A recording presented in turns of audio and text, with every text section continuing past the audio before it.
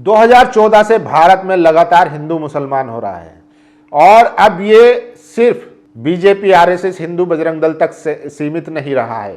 अब ये मामला पुलिस प्रशासन अदालत तक पहुंच चुका है, क्योंकि पिछले कई दिनों में ऐसे वाकयात हुए हैं जहां पर यह देखने को आया है कि मुसलमानों के प्रति अदालतों के द्वारा, डीएमओ के द्वारा, प्रशासन के द्वारा भेदभाव किया जा रहा है। अब ऐसी ही एक बड़ी खबर आ रही है जहां गंगा में इफ्तार पार्टी को लेकर 14 लड़कों को जेल हुई थी, जिसके बाद उनकी जमानत को खारिज कर दिया गया है। यानी कि गंगा में इफ्तारी करना इतना बड़ा जुर्म मान लिया गया है कि उनकी बेल को ही मना कर दिया गया है, डिनाई कर दिया गया है। यह कोर्ट की तरफ से ऑर्डर आया है। सोचिए, क्या उनकी गंगा में इफ्तारी करना इतनी बड़ी बात थी कि उनको जेल भी भेजा जाए। और खबर यह भी है कि जो उन्होंने इफ्तारी की थी उसमें किसी भी तरीके के मटन, चिकन या इस तरीके किसी हड्डी होने की कोई बात जो है वो अभी तक साबित नहीं हो पाई है। हालांकि ये आरोप के आधार पर उनको जेल भेजा गया है। लेकिन सोचिए, क्या इफ्तार पार्टी करना इतना बड़ा जुल्म है? तो सबसे बड़ी खबर यही है। और सोचिए, उसी गंगा पर लोग जो है बजरंग दल वाले, बीजेपी वाले जाकर दारू पीते, बियर पीते हैं तो ठीक है, तब भावनाएं आहत नहीं होती है। सबसे बड़ा सवाल ये इसलिए कहा जा रहा है कि मुसलमानों के प्रति जो है वो भेदभाव हो रहा है जुडिशरी द्वारा, प्रशासन द्वारा, इसमें कोई दो राय नहीं है। यूपी के बुलंदशहर में एलपीजी गैस पर बहुत भीड़ लगी हुई है, क्योंकि गैस की शॉर्टेज है। और इत्तेफाकन वो एजेंसी जो है एक मुस्लिम की है, खालिद की है।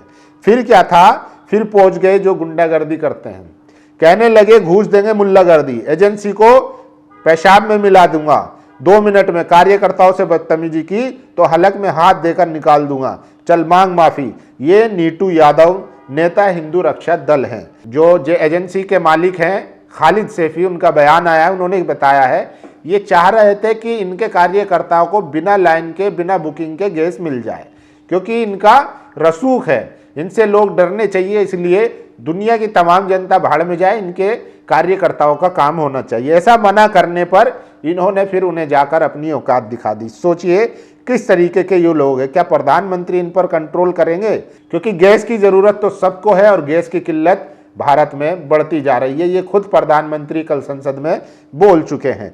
और ये वो ऑर्डर देखिए जहां पर 14 मुस्लिम मैन को डिनाई कर दिया है बेल देने को लेकर।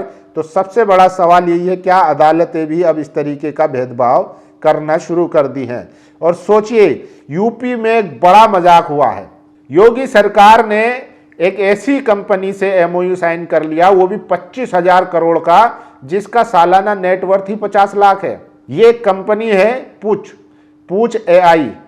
इसके साथ योगी सरकार ने एक एमओयू साइन किया है, मेमोरेंडम ऑफ अंडरस्टैंडिंग, जिसमें 25 करोड़ का बजट है, जिसमें कई जो है आईटी पार्क बनेंगे, आईटी शोरूम बनेंगे, मतलब कई तरीके का इन्वेस्ट होगा यूपी में, जिसके जरिए यूपी में एक बड़ा स्टार्टअप की बात कही जा रही है। लेकिन अब उसकी पोल खुल गई है। सोचिए, क्या मुख्यमंत्री योगी आदित्यनाथ के आसपास जो सचिव हैं या आईएएस है, आईपीएस हैं, क्या उनको इतनी जानकारी नहीं है जिस कंपनी से वो एमओयू साइन करने जा रहे हैं कि उसकी नेटवर्थ क्या है? और उसके बारे में खबर आ रही है कि ये जो है गूगल का फ्री जेमा यूज कर अपनी कंपनी बनाए बैठा है। और इसका सिर्फ इतना है कि ये जैसे व्हाट्सएप पे एआई चैटबॉट होता है, उस पर सवाल पूछ सकते हैं, इतना ही इसका काम है।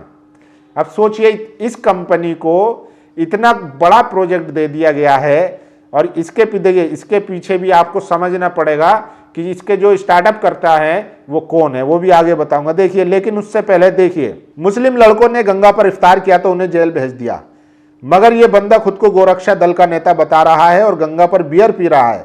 सवाल अब ये कि जब अब भाजपाइयों की भावनाएं आहत नहीं होगी, क्या इसको भी जेल भेजा जाएगा? क्या इसके लिए सब माफ है? तो ये व्यक्ति जो भाजपा का अपने आप को कार्यकर्ता बना रहा है वो जेल जाएगा? क्या बियर पीने से भावनाएं आहत नहीं होती है? सबसे बड़ा सवाल है। या सिर्फ मुसलमान के खाने पीने से भावनाएं आहत होती है? और ये देखिए, ये कल योगी आदित्यनाथ ने ट्वीट किया था, new Uttar Pradesh is embracing the power of artificial intelligence, a 25,000 crore MoU with Puch AI will bring AI park large scale data center infrastructure, AI common and AI university to the state. This initiative will strengthen governance driven innovation and create future ready opportunities for our youth. ये बनाएगा। और इसका देखिए इस पर खुलासा जो हुआ है वो बहुत खतरनाक है। 50 लाख से कम टर्नओवर की कंपनी यूपी में 25,000 करोड़ का निवेश करेगी यूपी की आर्टिफिशियल इंटेलिजेंस बढ़ाने के लिए। सोचिए, अप्रैल में बनी पुच आई कंपनी के साथ योगी सरकार ने 25 करोड़ का एमओयू साइन किया है। अब उत्तर प्रदेश को एआई प्रदेश बनने से कोई नहीं रोक सकता। तो सोचिए, 1 साल पहले ये कंपनी बनी है। तो योगी सरकार को चाहिए और मुख्यमंत्री साहब को चाहिए कि वो किसी आईटी एक्सपर्ट से कम इनकी जानकारी निकाले कि ये पुच एआई जो है वो कब बनी है। और इसका मतलब इसका अंदर इंफ्रास्ट्रक्चर कुछ है नहीं, इसका कोई बैकबोन नहीं है। ये ऊपर से एक लिफाफा जैसे होता है, खोखला लिफाफा, उस तरीके का बना हुआ है। तो लोग कह रहे हैं कि अब यूपी को एआई बनने से कोई नहीं बचा सकता। और ये देखिए, रवि परमार लिखते हैं, मैं हमेशा से कहता आया हूं, पंडा लोग आविष्कार नहीं सिर्फ फ्रॉड कर सकते हैं। सिद्धार्थ भाटिया नाम का पुच एआई का सीईओ है। इसने उत्तर प्रदेश सरकार के साथ 25,000 करोड़ का एमओयू साइन किया है। मतलब देख रहे हो लेवल ऑफ भ्रष्टाचार। इसकी कंपनी की नेटवर्थ 50 लाख से नीचे है, लेकिन इसे 25,000 करोड़ का काम मिल गया सिस्टम में बैठे मुखपत्रों की वजह से। इसने गूगल के फ्री जेमा टूल का इस्तेमाल किया और एक एआई ऐप बना दिया, फिर उसे मेक इन इंडिया के नाम पर बेच रहा है। सरकार में बैठे आईटी मिनिस्टर से डायरेक्ट संबंध है। अदिति मिश्रा ने सही कहा था, ब्राह्मणवाद मुर्दाबाद, ब्राह्मणवाद हो मुर्दाबाद। तो सोचिए, ये सबसे बड़ा खुलासा हुआ है। और ये देखिए, क्या यह अपराध इतना बड़ा था जितना बता दिया गया? इफ्तार करना अपराध था भी या नहीं, इस पर विचार करने की बजाय वाराणसी की अदालत ने गंगा में इफ्तार को गंभीर अपराध घोषित कर आरोपियों की जमानत याचिका खारिज कर दी है। आरोपियों के वकील ने दलील दी कि आरोपियों से न चिकन बरामद हुआ, न मटन बरामद हुआ, ना ही उसका कोई आपराधिक रिकॉर्ड है। अदालत ने एक न सुनी और इफ्तार को अपराध घोषित कर दिया। कमाल है जी, कमाल है। इस पर जल्द छोटी सी वीडियो लेकर देखिए। तो ये कोर्ट ने कहा है, मतलब आप आरोपी हैं, आपको जेल में जाना पड़ेगा। उस पर न सबूत, न गवाह, न कुछ। और ये अब उसका बयान सुनिए गैस वाले का। वाह नीटू यादव, सरकार के नियम है कि गैस उसी को मिलेगी जिसकी बुकिंग हो। नीटू यादव का फोन आया कि मेरे कार्यकर्ता लाइन में नहीं लगेगा। मैंने नियमों का हवाला दिया तो मुझे बांग्लादेशी बताया और एजेंसी पर आकर मेरे साथ बेइज्जती की। मेरे रिश्तेदारों परिचितों के फोन आ रहे हैं। ये खालिद है, गैस एजेंसी के मालिक, जिनको नीटू यादव हिंदू रक्षा दल के नेता जाकर कहते हैं कि मेरा कार्यकर्ता लाइन में नहीं लगेगा। तो सोचिए, क्या इनको सरकार कंट्रोल कर रही है। और सबसे बड़ी खबर है, सुप्रीम कोर्ट ने अब साफ कर दिया है कि धर्म परिवर्तन करने पर, ईसाई धर्म अपनाने पर उसका जो SC/ST स्टेटस है वो खत्म हो जाएगा। यानी कि अगर कोई दलित, बौद्ध, सिख, जैन कन्वर्ट होकर जो दलित है, SC है, वो ईसाई बनता है तो उसका SC स्टेटस खत्म हो जाएगा। उसको SC स्टेटस की कैटेगरी में मिलने वाला लाभ सब खत्म माना जाएगा। इसके अलावा हिंदू धर्म, सिख धर्म या बौद्ध धर्म के अलावा किसी अन्य धर्म का पालन करता है, उसे अनुसूचित जाति का सदस्य नहीं माना जा सकता। तो सुप्रीम कोर्ट ने साफ कहा है कि अगर कोई SC अपना धर्म चेंज कर वो ईसाई बनता है और मुस्लिम बनता है तो इनको, और जो SC उसका रिजर्वेशन का लाभ मिल रहा था वो नहीं मिलेगा, क्योंकि उन्होंने अपना धर्म बदल लिया है। तो ये भी एक तरीके के संविधान है जो बराबरी की बात करता है। अगर दलित मुस्लिम धर्म बदलता है तो उसका फिर वो जो स्टेटस है वो खत्म हो जाता है। बाकी आप समझिए कि आज भारत में स्थिति क्या है। मुसलमान होना इतना आसान नहीं है। अगर आप इफ्तार भी करते हैं तो आपको जेल में भेज दिया जाता है, आपकी बेल तक नहीं होती है।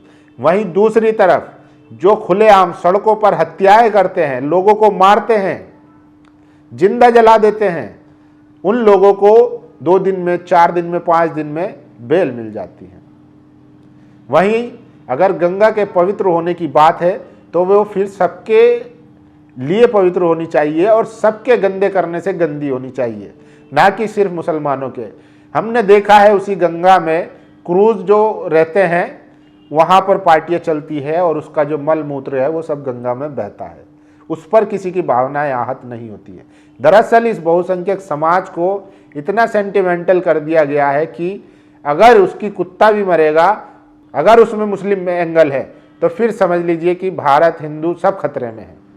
और अगर वो उसकी गलती से या किसी भाजपाई, बजरंग दल या हिंदू रक्षा दल के किसी कार्यकर्ता की जानबूझकर भी मारा जाता है, तब भी उसको कोई फर्क नहीं पड़ेगा।